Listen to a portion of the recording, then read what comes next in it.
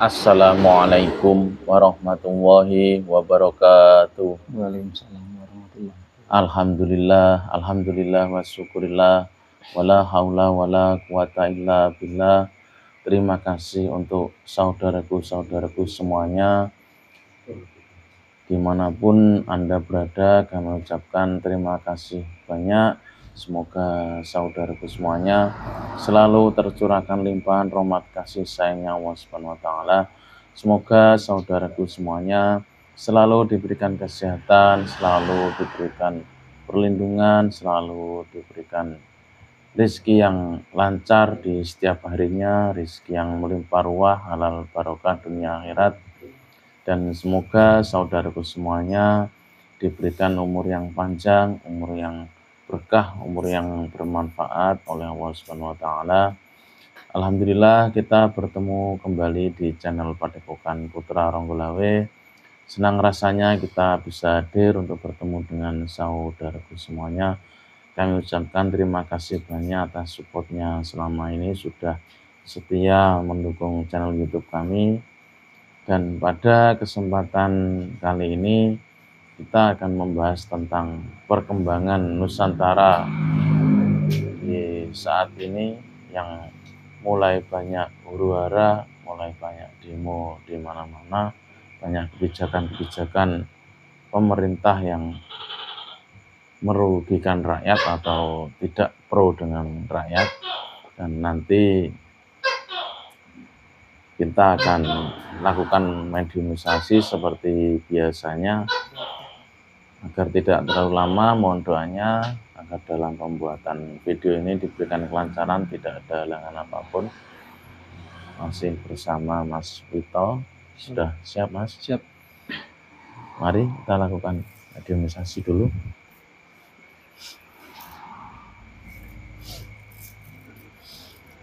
Bismillahirrahmanirrahim. Dengan izin guru kami Sang Yang Maha Cahaya, saya minta dibersihkan tubuhnya di antara dari segala macam jin, setan, sulma, iblis. Seluruhnya yang ada di tubuhnya saya minta keluar dari ujung kaki sampai ujung kepala. Seluruhnya 100% keluar. Allah.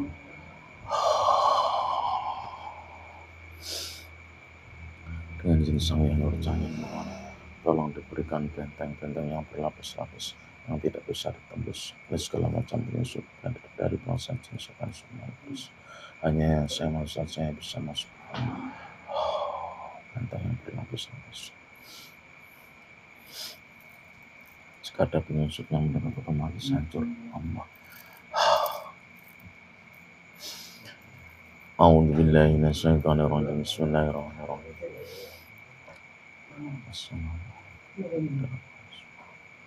Dengan izin guru Sang Yang Nur Cahaya Nirwana, saya minta dihadirkan jin muslim yang mengetahui dengan jelas perkembangan Nusantara di saat ini, bisa mengetahui dengan jelas, dengan detail, bisa menceritakan dengan lengkap.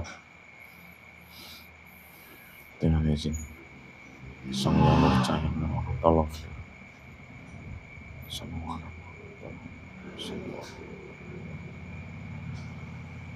saya minta masuk ke dalam tubuhnya mediator di depan saya. Allah.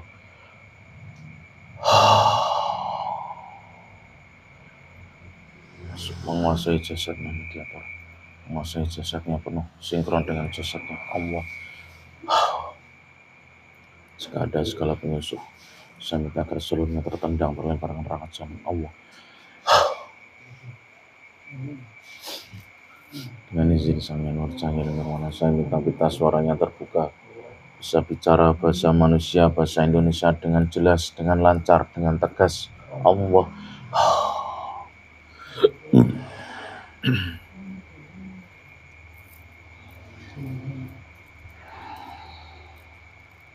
Assalamualaikum. Waalaikumsalam. Alhamdulillah. Anda dari mana ini? Saya berada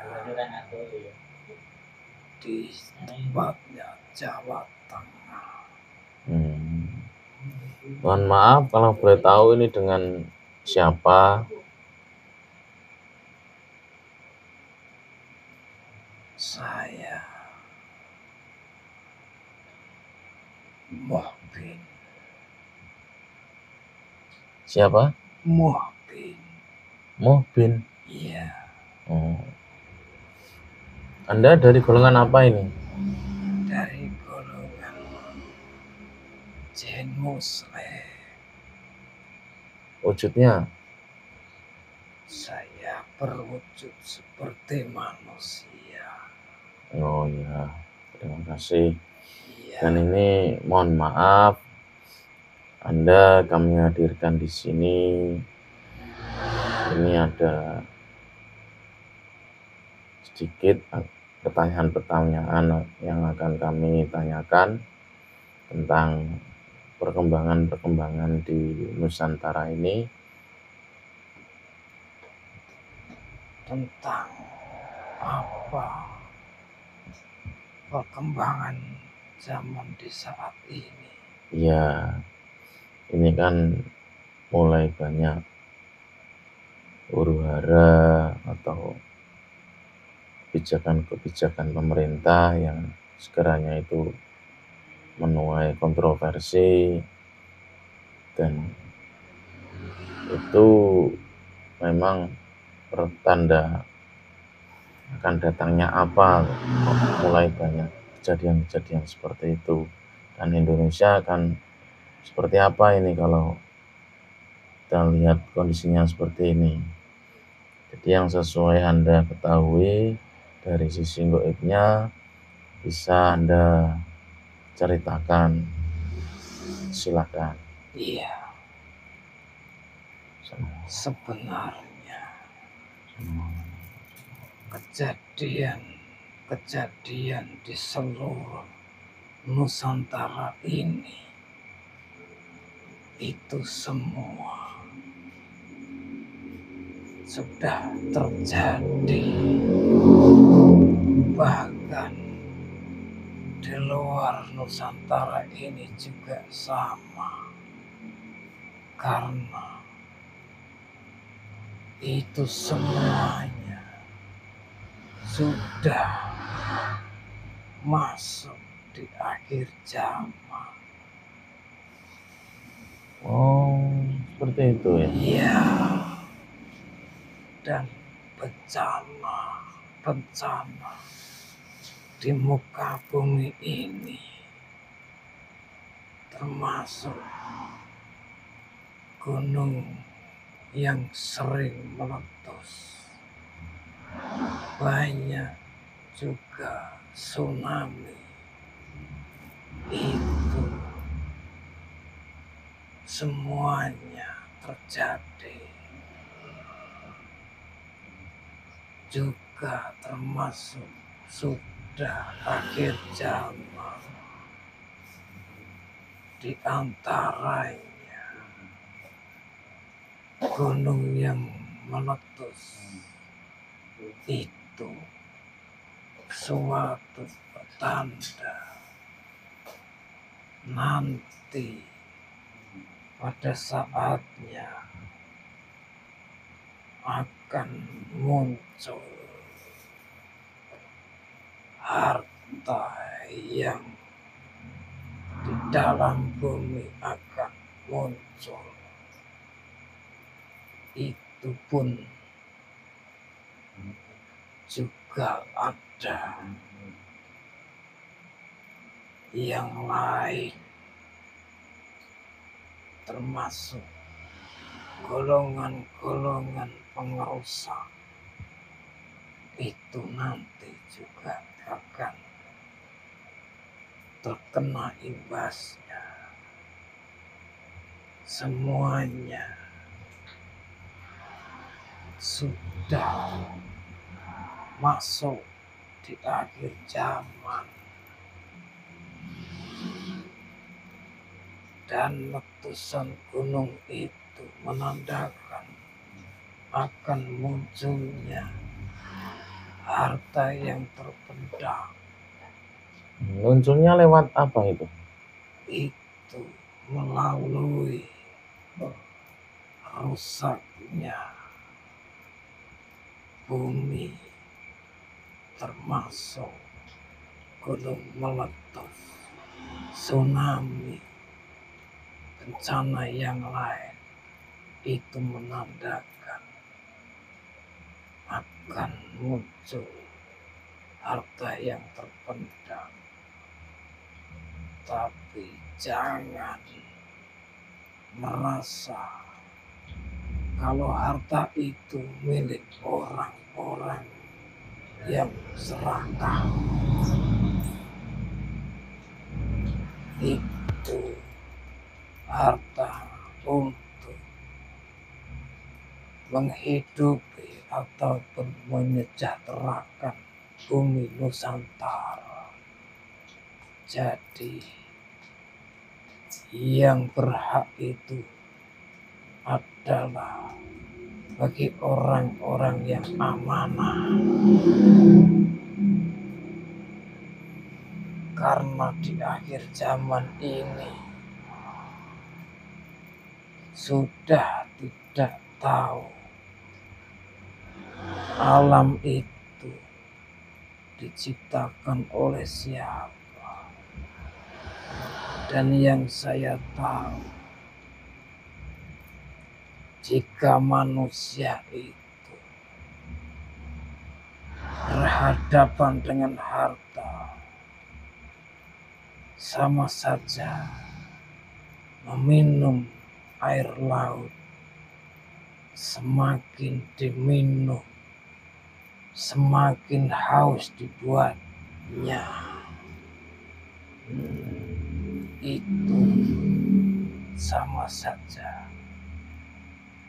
manusia menghadapi harta. Semakin kaya, tidak akan pernah terisi mulut dan perutnya sebelum mulut manusia itu tersempal dengan tamak. Jadi akhir zaman ini semuanya sudah menandakan mana bagi orang muslim yang beriman ataupun yang hanya sekedar muslim. Itu berarti yang Anda maksud tadi keluarnya harta tersebut itu seiring waktu dengan bermunculnya orang-orang yang membuat kerusakan itu berarti ya? Iya, semuanya itu sudah diatur sama Yang Maha Kuasa. Semestinya bagi orang-orang itu bisa menilai kebaikan dan keburukan. Munculnya harta itu sama persis dengan adanya bencana-bencana di bumi. Banyak kejadian yang tidak terduga. Gunung yang meletus di Nusantara ataupun di luar Nusantara itu semuanya akan memunculkan harta. Oh, maksud Anda berarti di akhir zaman ini munculnya harta itu diawali dengan gunung-gunung tersebut yang meletus itu ya? Iya. Dan nanti hartanya itu munculnya prosesnya seperti apa itu?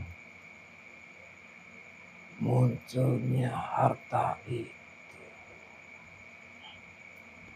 akan ada sosok pemimpin yang benar-benar amanah, bisa menyejahterakan Nusantara ini, yaitu orang yang beramanah, benar-benar amanah, menyejahterakan umat muslim se-Nusantara ini. Berarti maksud Anda ini hartanya munculnya di Indonesia ini atau gimana? Bukan hanya di Nusantara ini, di luar Nusantara juga banyak, bahkan lebih banyak lagi. Itu di daerah yang kemarin gunungnya meletus itu, termasuk di Rusia itu. Oh, di Rusia yang kemarin ada kejadian gunung meletus itu berarti ya? Iya, itu diawali dari Rusia akan muncul harta-harta yang terpendam di sana. Nanti setelah itu Nusantara ini juga akan sama. Jadi huru-hara ataupun banyak kejadian-kejadian di masa sekarang ini itu sepertinya seleksi alam dan akan ada bencana yang lebih besar di Nusantara ini. Itu beriringan dengan munculnya harta itu.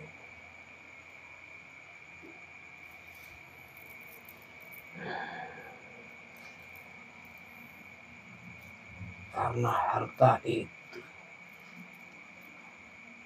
seluas bumi ini tidak akan pernah habis. Termasuk di Nusantara ini, itu yang paling banyak harta yang tertimbun ataupun yang terpendam. Anda tadi bilang banyak di luar negeri, maksudnya banyak di mana sebenarnya? Di daerah Mongolia itu juga banyak. Itu harta yang terpendam. Makanya kemarin diawali letusan gunung itu juga akan muncul harta,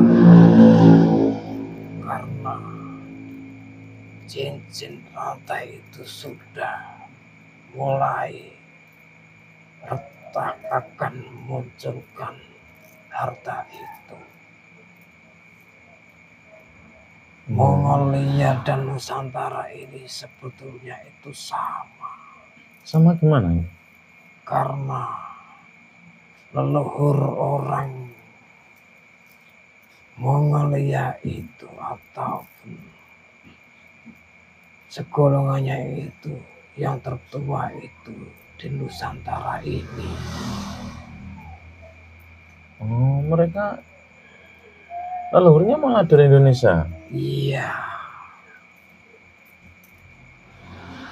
Jika ada cerita orang Mongolia itu penjajah Nusantara itu bohong. Karena leluhur orang Mongolia itu yang tertua itu di Nusantara ini. Bahkan mereka juga sering silaturahmi ataupun berkunjung ke Nusantara ini. Oh, seperti itu ya? Iya. Terus ini yang mau kami tanyakan itu, harta-harta yang akan bermunculan yang Anda maksud itu hartanya siapa itu? Itu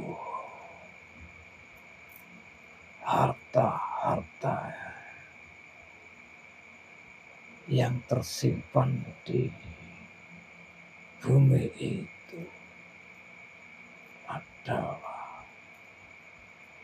harta pemimpin akhir zaman. Iya, maksudnya dulu itu hartanya siapa?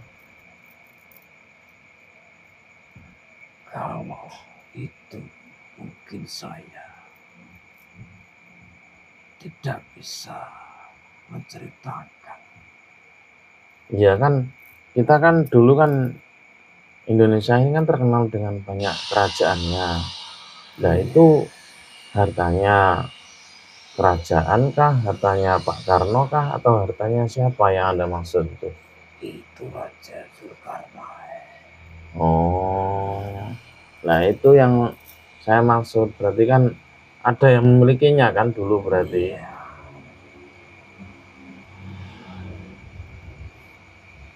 Banyak sekali peninggalan raja-raja dulu.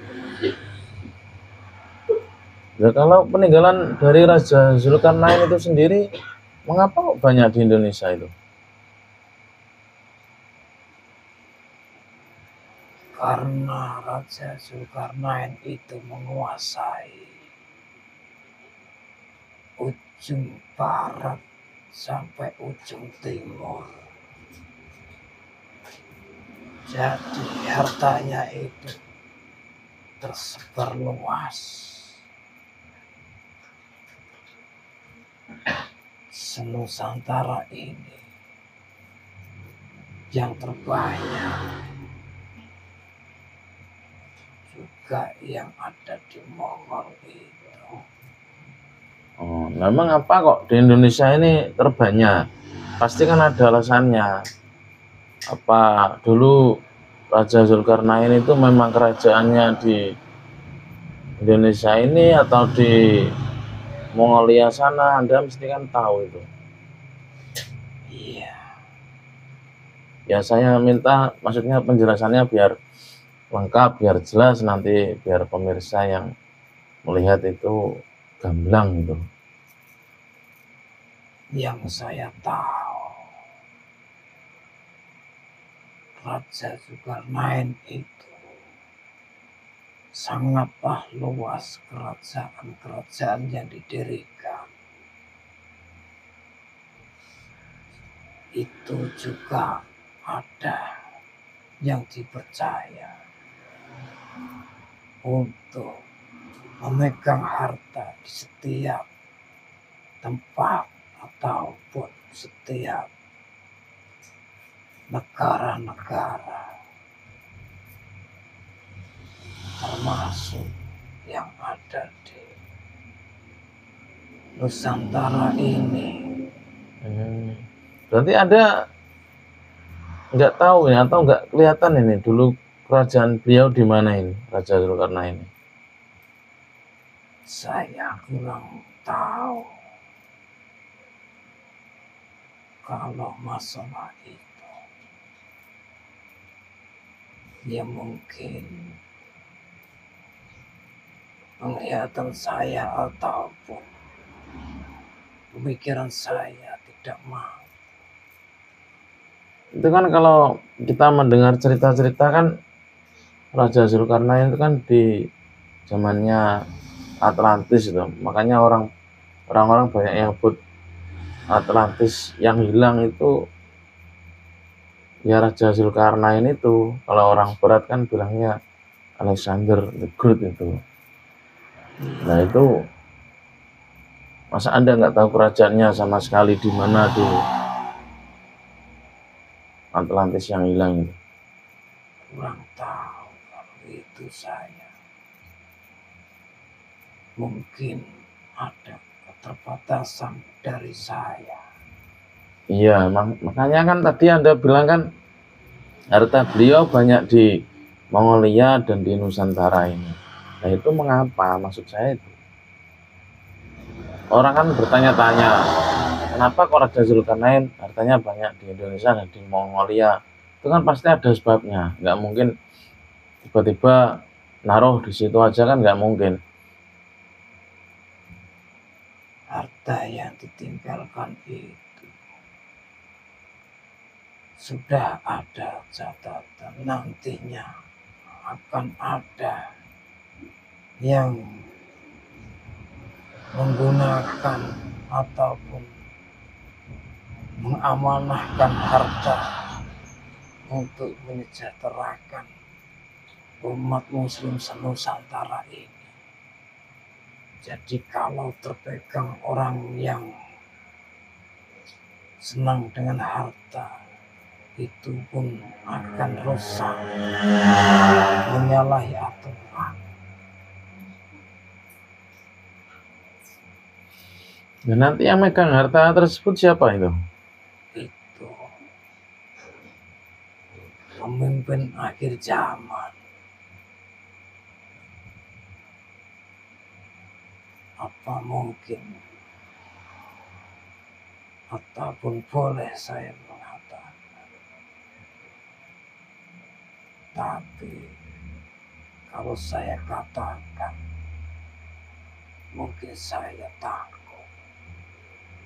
Intinya di akhir zaman ini haruslah berhati-hati, karena sudah terbolak-baliknya hati dan pikiran manusia itu tidak bisa terkontrol, dan nanti juga akan ada pemimpin yang sangatlah bijaksana. Apa itu yang Anda maksud pemimpin akhir zaman itu? Benar sekali. Nah, maksud saya silakan disebut sekalian, maksudnya biar nyambung.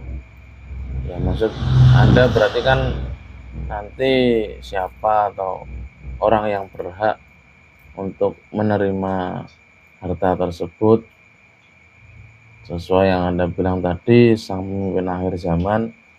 Berarti kan orang yang Anda sebut terakhir tadi kan akan ada orang yang bijaksana lah, pemimpin yang bijaksana lah. Berarti kan itu berarti. Apa boleh saya mengatakan? Oh, enggak apa-apa. Yang penting kan kita tidak tanya beliau itu siapa, orangnya siapa, kan kita nggak sampai sejauh itu tanyanya. Mungkin sang pemimpin akhir zaman itu yang Anda maksud itu apa maksudnya, biar orang tahu. Pemimpin akhir zaman yang sangat bijaksana dan juga bisa menyejahterakan Nusantara ini adalah Imam Mahdi. Oh, berarti harta-harta yang banyak tersebut yang akan bermunculan tersebut hak dari beliau Imam Mahdi tersebut berarti ya? Betul sekali. Karena beliau benar-benar orang yang amanah, tidak pernah memikirkan harta itu untuk pribadi. Itu harta amanah untuk menyejahterakan umat muslim senusantara ini. Jadi beliau itu benar-benar orang yang amanah. Iya. Disebut pemimpin akhir zaman. Dan pemimpin akhir zaman itu menjadi pemimpin itu prosesnya seperti apa itu? Kalau kita tahu presiden kan ada kayak semacam pemilihan atau apa lah itu. Ini kan masih dipimpin presiden. Nah, nanti dari presiden beralih ke beliau sang Imam Mahdi ini prosesnya seperti apa ini? Itu berproses dari awal, yaitu seperti siar, meluruskan, menegakkan, juga membenarkan. Jadi semuanya itu tertata dan tersusun dengan benar. Semuanya diatur dengan jelas, lurus, tidak ada kerusakan ataupun sengaja ingin merusak.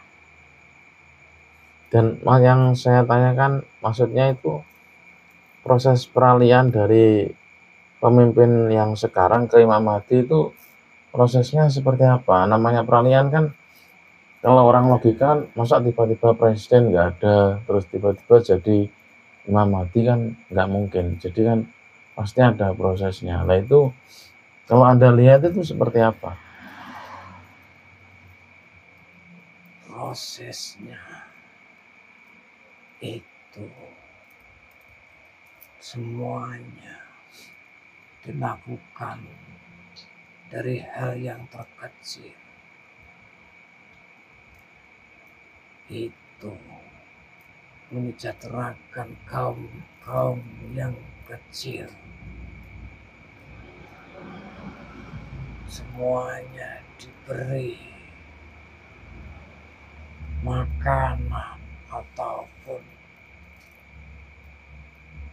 kecukupannya kehidupan orang yang dipimpin itu diajak dan diberikan kenyamanan, semuanya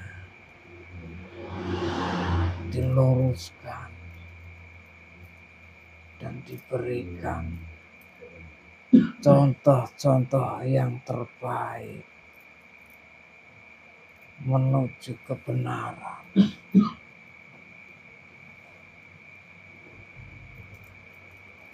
Jadi tidak ada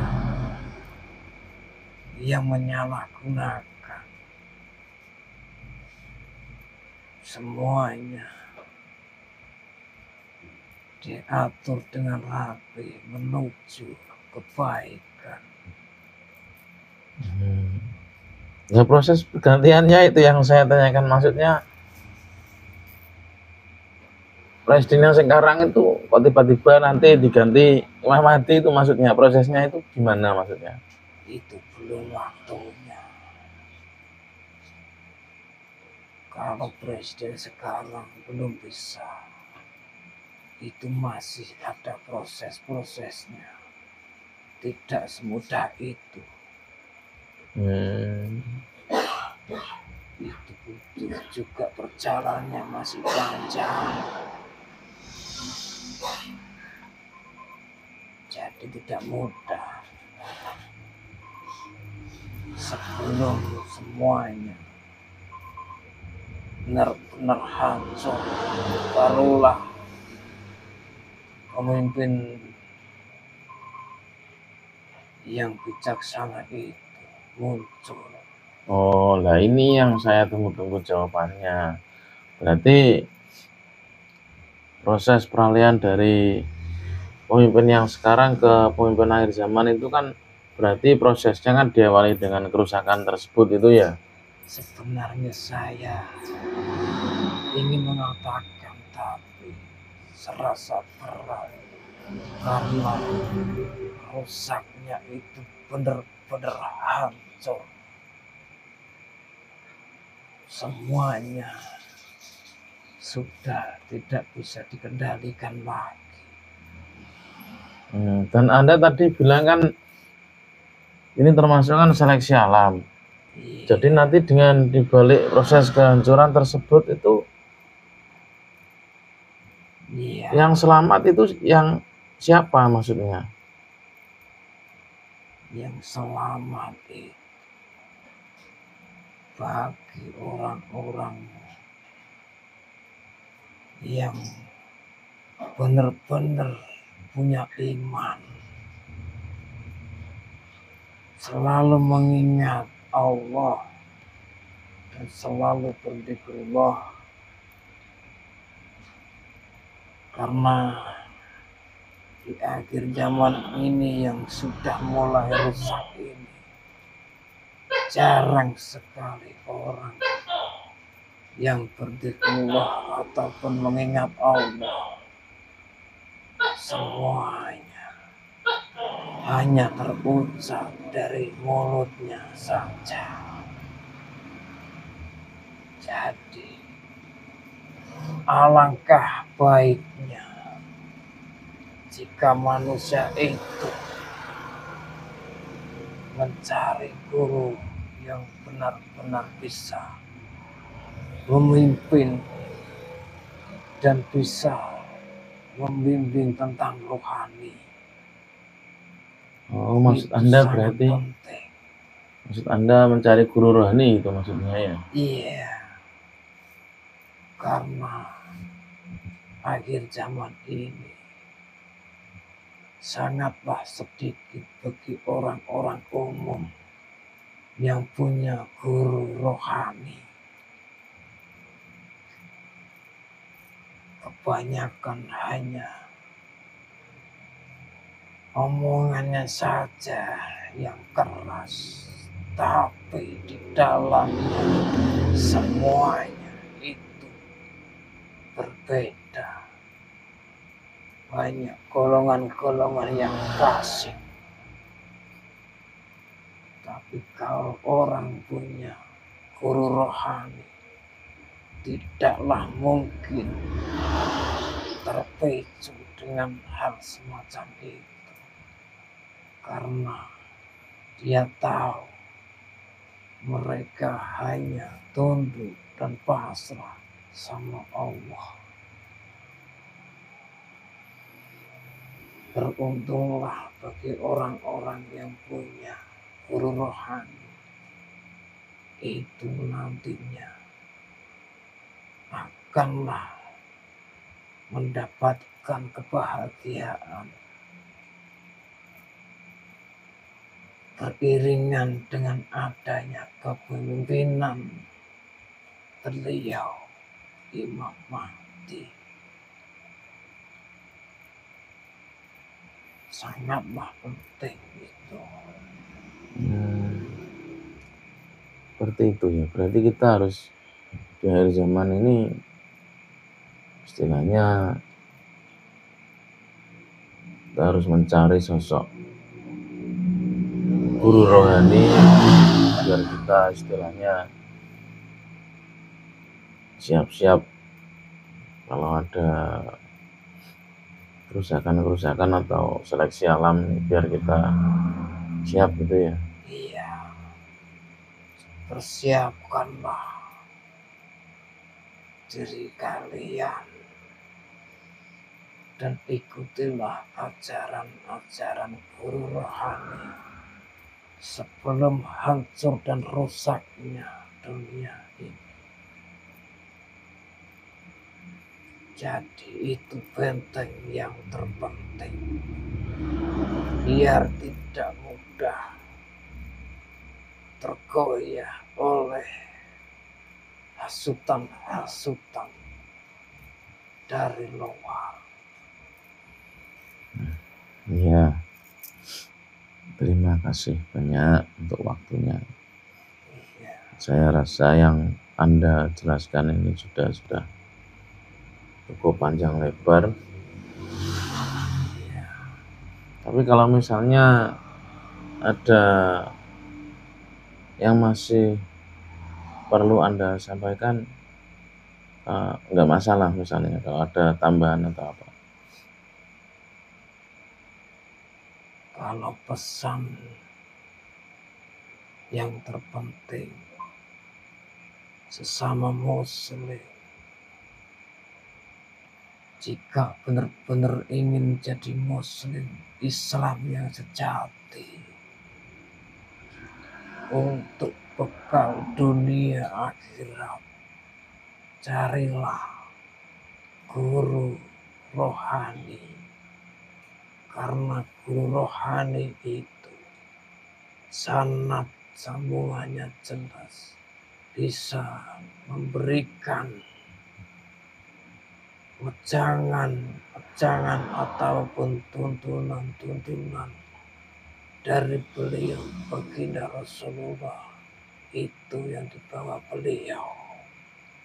semuanya diajarkan dan dipraktekkan, bukan hanya sekedar omong. Jadi carilah guru rohani. Mungkin cukup dari penjelasan saya. Apabila ada yang kurang ataupun ada kesalahan, mohon maaf. Ya, terima kasih Kak. Kami juga mohon maaf kalau sekiranya mengganggu Anda atau ada salah perkataan waktu tadi tanya jawab dengan Anda. Ya, Saya juga mohon maaf. sama-sama. Mungkin sudah waktunya saya pamit undur diri. Mohon Silakan. izin pamit.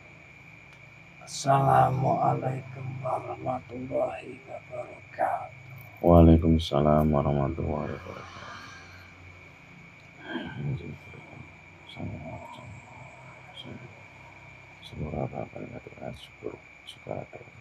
Seluruhnya keluarga Allah.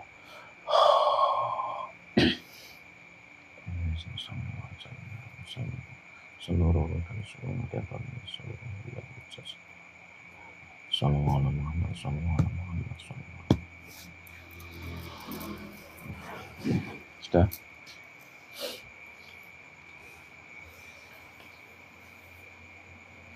Alhamdulillah saudaraku, proses mediumisasinya tadi alhamdulillah berjalan dengan lancar.